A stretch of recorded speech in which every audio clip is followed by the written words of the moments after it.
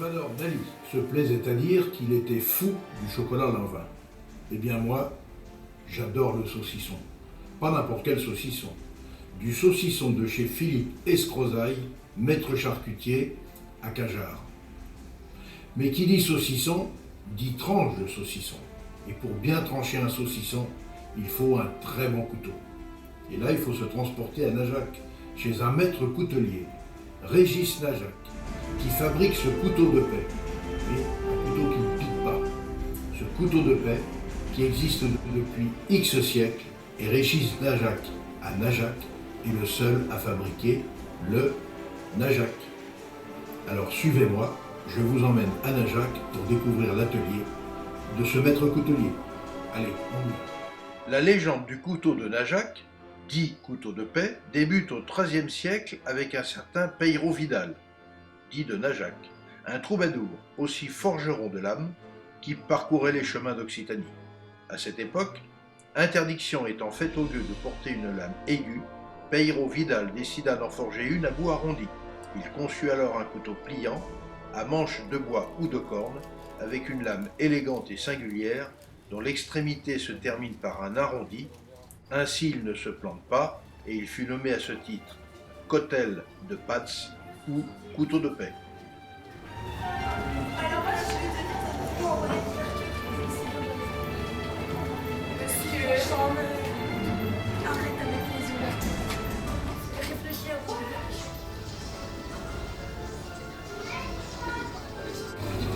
Eh bien, entrée, je vais vous faire voir comment on fabrique un couteau de Najac. Voilà donc quelques modèles du couteau de Najac, le couteau de paix, donc, qui a été créé à Najac et que je suis le seul à fabriquer, j'espère, pour l'instant. La légende dit qu'il a été créé au XIIIe siècle par le troubadour Peiro Vidal de Najac. Et je le fabrique depuis 8 ans à peu près ce couteau et pour la 6e année à Najac. Voilà. Et j'espère que ça va durer encore longtemps.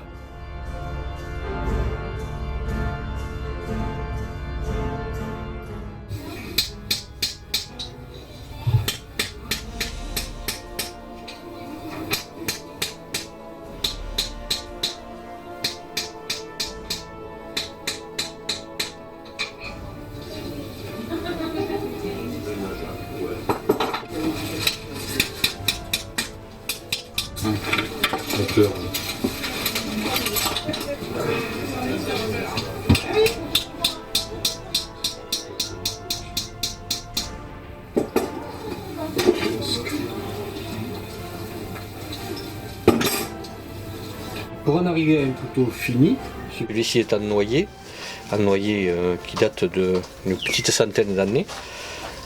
Je découpe des morceaux de bois sec, je donne la forme, je découpe la forme.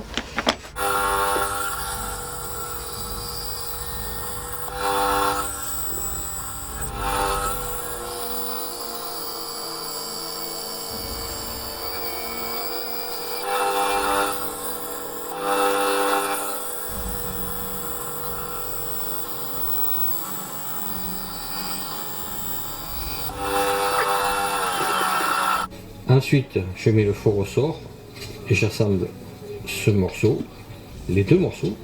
Puis, je découpe ici grossièrement.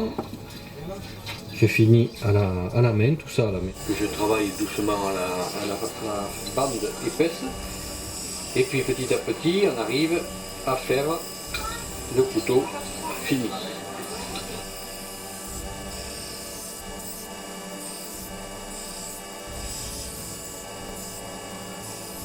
Voilà donc les 3 étapes intermédiaires pour arriver à finir le manche qu'on vient de faire. Là, on va le poncer à la main et le lustrer, simplement le lustrer avec une frotte en coton pour arriver à ces 2 manches en fait finies. Voilà. Celui-là qui est prêt à monter, celui-là qui est monté. Parmi les matières superbes que j'adore travailler, là, on a l'ivoire de mammouth, qui est une ivoire presque fossile, puisque ça a entre 100 et 150 000 ans, voire même 200 000 ans, pour faire des couteaux qui sont exceptionnels à mon goût. Une matière qui est très noble et qui est belle comme tout.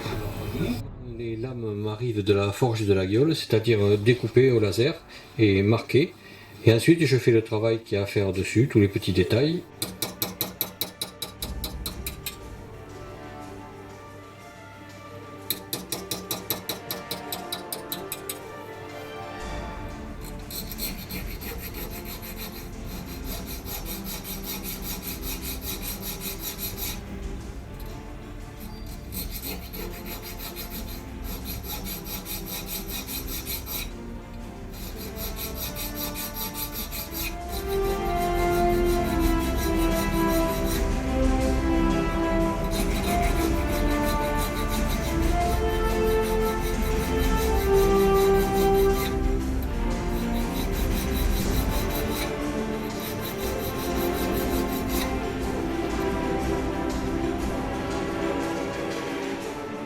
Et je les fignole pour arriver à la lame comme celle-là qui va être montée sur le manche que j'ai fait tout à l'heure. Voilà. Maintenant, on va mettre les deux rondelles, les deux petits œillets pour tenir le rivet.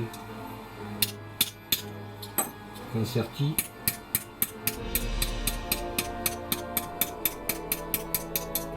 Voilà. Et l'autre de l'autre côté.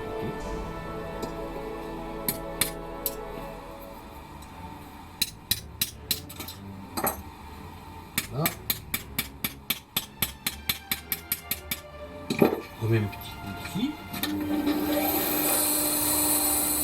Alors là, donc on va faire le fil, puisque les lames ne sont pas tout à fait affûtées.